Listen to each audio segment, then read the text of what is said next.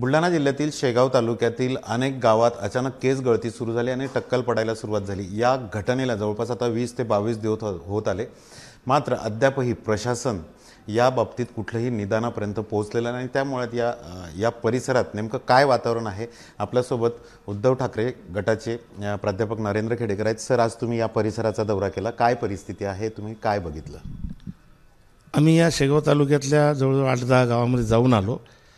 अत्यंत भयभीत सगळे नागरिक, महिला, लहान मुलं सगळेच त्या ठिकाणी झालेले आहेत।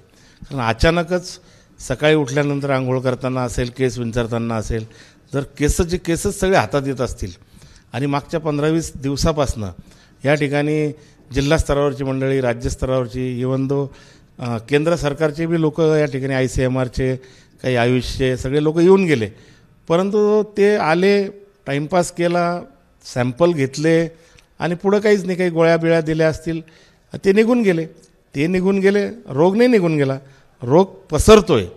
तो मागच्या वेळेसपेक्षा जास्त गावाची संख्या पण त्यानं कव्हर केली आणि रुग्णांची संख्याही केली। कालच 200 होते, आज आम्ही दौरा केला, आज 238-40 पर्यंत संख्या केली। मग जर रोज 20-25% जर हा वाढत असेल आणि परवापर्यंत शेगाव तालुक्यात मर्यादित असलेला हा नांदुरा तालुक्यातही गेला, नांदुरा तालुक्यातले 1-2 गावामध्ये रुग्ण आढळले। आणि म्हणून सपशेल आरोग्य खातं महाराष्ट्र शासन असेल किंवा भारत सरकारचं जे काही आरोग्य मंत्रालय असेल, हे सगळे फेल आहेत। म्हणून आमची मागणी आहे की या लोकांना जर या रोगापासून मुक्ती द्यायची असेल तर ह्या नुसत्या सगळ्या टीमा येऊन यांचाच अभ्यास करायचा आणि त्या अभ्यासाअंती काही खुलासे, निष्कर्ष काढायचे, तोपर्यंत फार वेळ होऊन जाईल। म्हणून तातडीनं हा प्रश्न भारत सरकारनं WHO जी जागतिक आरोग्य संघटना आहे त्यांच्याकडे नेण्यात यावा आणि त्यांच्याद्वारे जगातले नामवंत तज्ज्ञ या क्षेत्रामध्ये काम करणारे त्यांना या ठिकाणी बोलवण्यात यावं। 20 तासाच्या आत तर जगातल्या कुठल्याही भागातून माणूस या ठिकाणी येऊन पोहोचू शकतो। आपण या संदर्भात कुणाला पत्रव्यवहार केलाय का, कुणाला मागणी केली आहे का आतापर्यंत? आम्ही मागच्या 8-15 दिवसापासून फक्त या सरकारचे लोक काय करतात हे पाहत होतो, आपल्या प्रसिद्धी माध्यमाद्वारे माहिती घेत होतो, परंतु ज्यावेळेस आम्हालाही अपेक्षा होती की कदाचित यांच्या प्रयत्नाला यश येईल, परंतु ज्यावेळेस आम्ही भ्रमनिरास झालो त्यावेळेस आज आम्ही संपूर्ण या ठिकाणचा दौरा केला आणि लोकांशी चर्चा केली।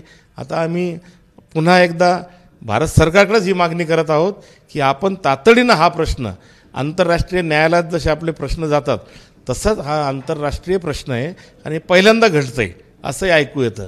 का घडतंय या बाबतीमध्ये कोणीही सांगायला तयार नाही, काय करावं हेही सांगत नाही, बरं काय करू नये हे तर सांगा, परंतु कुठल्याच गोष्टीमध्ये हे काही आम्हाला कळवत नाही। म्हणून हा प्रश्न तातडीनं कुठंतरी WHO जागतिक आरोग्य संघटनेकडे नेण्यात यावा। त्या ठिकाणी अनेक अशा आजारावर चर्चाही होते आणि सोल्युशनही निघतं। त्यांच्याद्वारे या ठिकाणी काही मंडळी, नामांकित तज्ज्ञ मंडळी आपण पाचारण करावी आणि हा प्रश्न मुळासकट त्या ठिकाणी निपटून काढावा। आपण आज या परिसराचा दौरा केला आहे, आपण म्हटलं की काही सामाजिक आता समस्यासुद्धा या परिसरात निर्माण झालेल्या आहे, नेमका कुठल्या समस्या आहेत, काय तुम्हाला आढळलं या परिसरात? हे पहा, एखादी गोष्ट ज्यावेळेस नवीन असते तिची व्याप्ती कुठपर्यंत जाईल हे कधीही कोणाला सांगता येत नसतं। जसं आपण रामायणामध्ये हनुमानाचं शेपूट म्हणतो की त्याला एंडलेस विषय असतो। पण आज लोकांशी चर्चा केली तर त्या ठिकाणी लहान मुलं ज्यांना केसच नाही राहिले डोक्यावर ते शाळेत जात नाहीत। विचारलं शाळेत का नाही जात, त्यांनी सांगितलं मुलं चिडवतात, चेष्टा करतात की बा तू माझ्या बाजूला बसलात मलाही होईल। काही लोकांनी सांगितलं की आम्ही सेविंग करायला आमच्या तालुक्याच्या काही मोठ्या गावात जरी गेलो तरी ते गावाला ओळखतात आम्हाला, ते म्हणतात आमचं इन्फेक्शन होईल, आमचं दुकान बंद पडेल, बाजारामध्ये आम्हाला कोणी येऊ देत नाही। म्हणजे सामाजिक बहिष्कारापर्यंत हा प्रश्न जाऊ शकतो। एका गावामध्ये सांगितलं की एकदा आमच्या मुलीला पाहण्यासाठी आज वेळ दिला होता परंतु ते लोक आलेच नाही।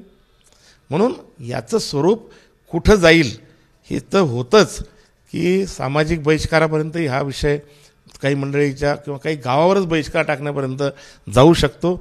एवढंच काय की त्यांच्याशी रोटीबेटी व्यवहार बंद करणं इथंही जाऊ शकतो आणि जिथं विज्ञान, मेडिकल सायन्स हात टेकल ना तिथं आपोआपच चमत्कारामुळे हे होऊ राहिलं। म्हणून लोक बुवाबाजीकडेही वळतील, कोणी अंगारे, लिंब, बुवाबाजी याही गोष्टीचे प्रयोग करतील, जीवघेणे प्रयोग करतील आणि निश्चितपणे आपलं खूप नुकसान होईल। म्हणून तातडीनं सरकारनं खडबडून जागे व्हावं आणि आपलं फेल्युअर कबूल करावं आणि मदत मागावी WHO ची. आपण जसं म्हटलं की हे गंभीर विषय आहे, याचे गंभीर सामाजिक परिणाम पण दिसत आहेत. मात्र ICMR जे की देशाची सर्वोच्च वैद्यकीय रिसर्च संस्था आहे, त्यांच्या शास्त्रज्ञांनी असं म्हटलं आहे की वातावरणातील काही दूषित घटकामुळे पण हा आजार होऊ शकतो, केस गळती होऊ शकते आणि साधारणतः 1 महिना या सर्व दिनाला लागेल. वातावरणातील दूषित घटक म्हणजे काय याची त्यांनी व्याख्या एकदा पुनर्तपासून पाहावी.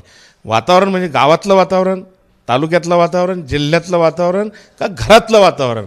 जर हे घरातलं वातावरण असेल तर मग एका घरातल्या 4 मेंबरपैकी 2ला होतं आणि 2ला का होत नाही, का ते वातावरण पळून जातं त्याच्याजवळून. तर हे निरुत्तरीय प्रश्न आहे, याचा सखोल अभ्यासच या लोकांना करावा लागेल. कदाचित हे पहिल्यांदाच घडतं आहे. करोना काळामध्ये जसं पहिल्यांदा आपल्याला जगासाठीच तो अनुभव फार वाईट होता, तसं हा अनुभवही अत्यंत वाईट आहे. म्हणून थोडा वेळ लागेल, परंतु मदतीला कोणी घ्या ना. आमचं तेच म्हणणं आहे की तुमच्या ज्यांना जमत नसेल तर या ठिकाणी आंतरराष्ट्रीय तज्ज्ञांची मदत घ्यावी. तर नक्कीच शेगाव तालुक्यातील केस गळतीचा अद्यापही शासनाकडून किंवा आरोग्य विभागाकडून निदान झालेलं नाही आणि त्यामुळे राज्य आणि केंद्र सरकार हे निदान करायला अपयशी ठरलं आहे. याबाबत जागतिक आरोग्य संघटनेची मदत सरकारने तात्काळ घ्यावी अशी मागणी प्राध्यापक नरेंद्र खेडेकर यांनी केली आहे. कॅमेरामन शांतारामसह doctor Sanjay Mahajan, ABP Majha, Buldhana. ABP माझा, उघडा डोळे बघा नीट.